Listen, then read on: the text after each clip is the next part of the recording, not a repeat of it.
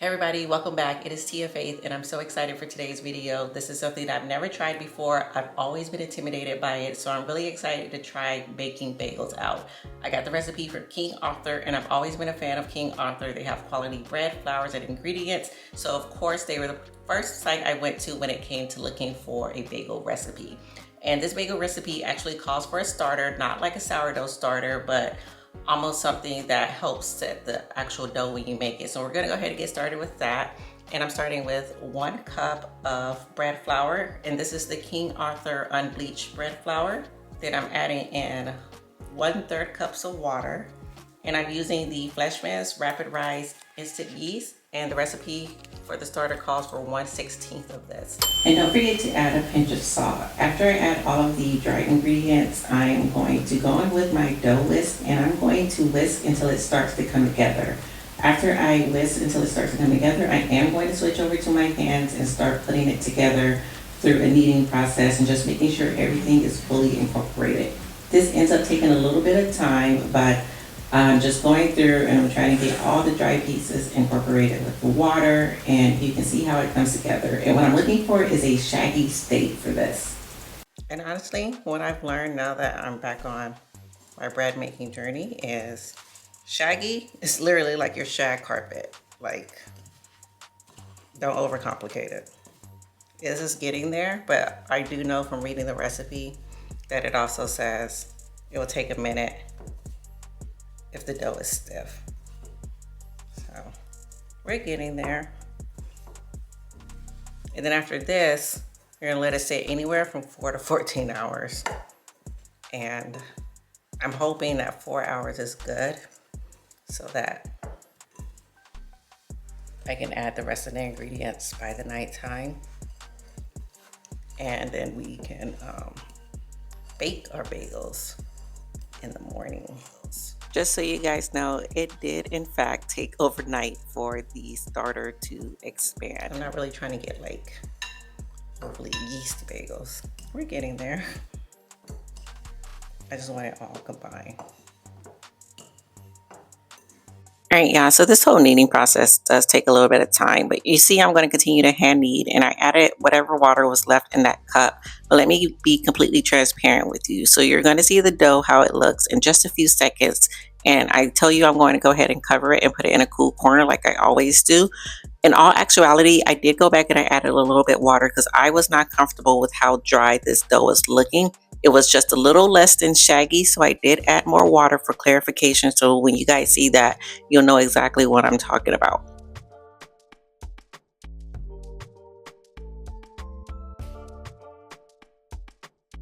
This is my dough.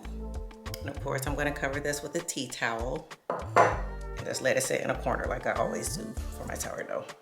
It is now the next morning, and this is how the starter looks after it expands. You want to go ahead and add your starter and your water to your mixer first, or to the bowl you're using, and then follow on with all of your dry ingredients. And the recipe can be found on the King Arthur website. I will link it below so that you can have the ingredients.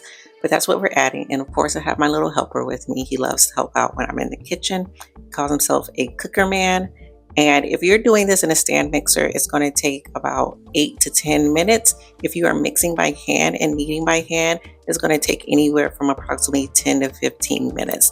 But I'm just showing you what the dough looks like as it goes through the process. And after it does this, you want to put it in a oil bowl and cover it with plastic wrap so that it can double in size before you move on to the next step. Again, I will link the recipe in my bio so that you guys can follow along.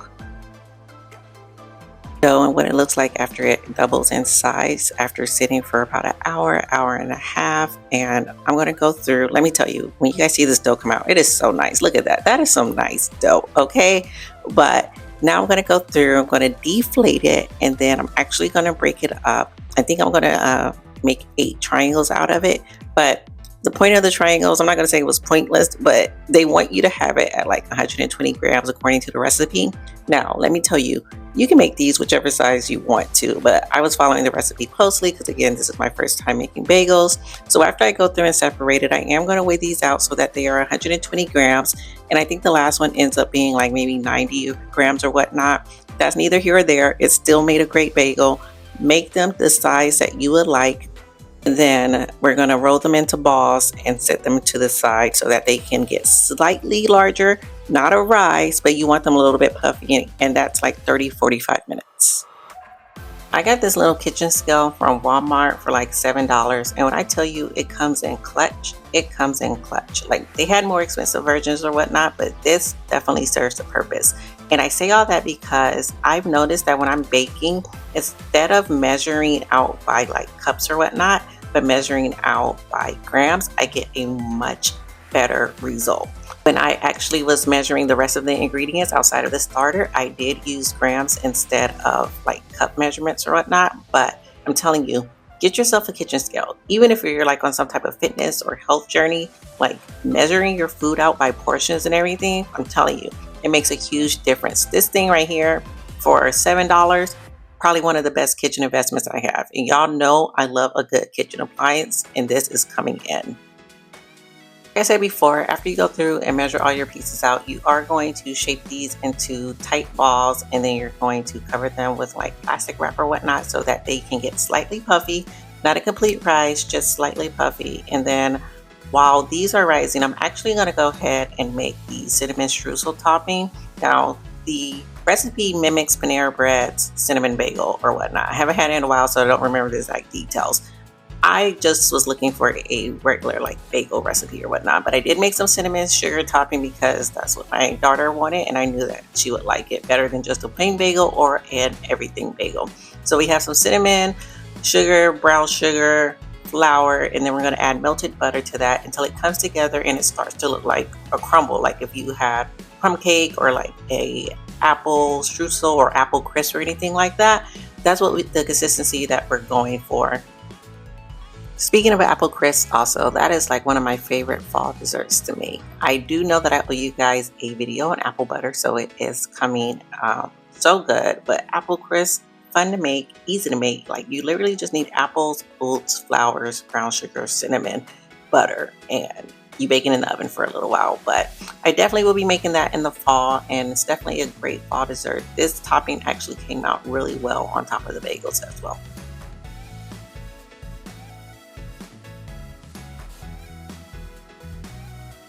All right, so now we are getting to the fun part. They have slightly risen, and it's time to actually start shaping these into bagels. And this was fun because now you're actually starting to see the fruits of your labor and everything's starting to come into fruition. So you just want to take your finger and stick it in the middle of the dough, and you want to make a ring about 2 to 3 inches in diameter. Now you may think that sounds big, but after they rise again, there's a lot of rising in this, but after they rise again, they are going to get larger and that hole is going to shrink. So again, you just stick your finger in the middle, and then you're going to like spin it around, stretch it out, and make the ring have a 2 to 3 inch in diameter hole.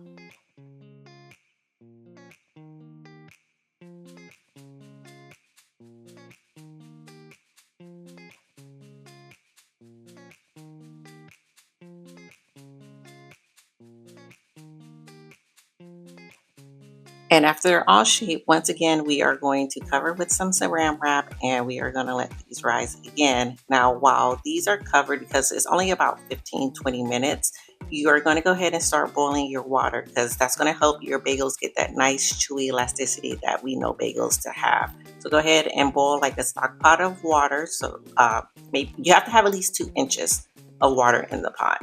And then you're going to add your bagels to that, and you're going to let them go 60 seconds on each side. And then you're going to transfer them to a parchment lined baking sheet.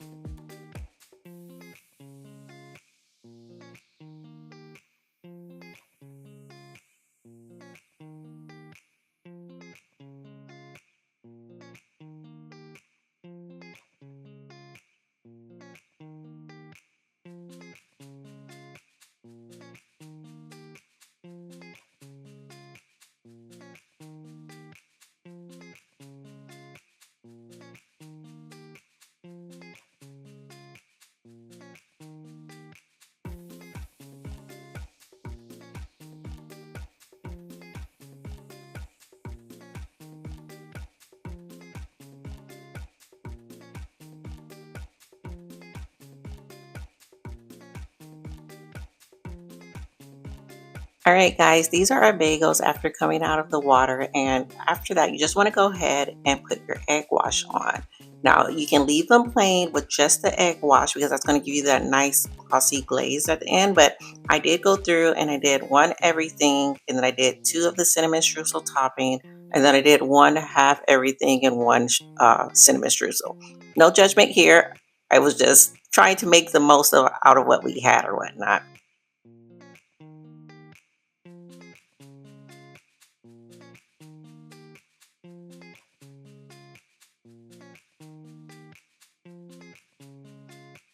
Now, one thing to note is when you are baking, you're going to have to rotate the pan 180 degrees just to ensure even baking or whatnot. And we did do that. Now, I took a trip to the gas station while these were baking, and they ended up cooking a little bit longer than I would have liked. But all in all, I think they came out well. You'll see at the end what they actually look like.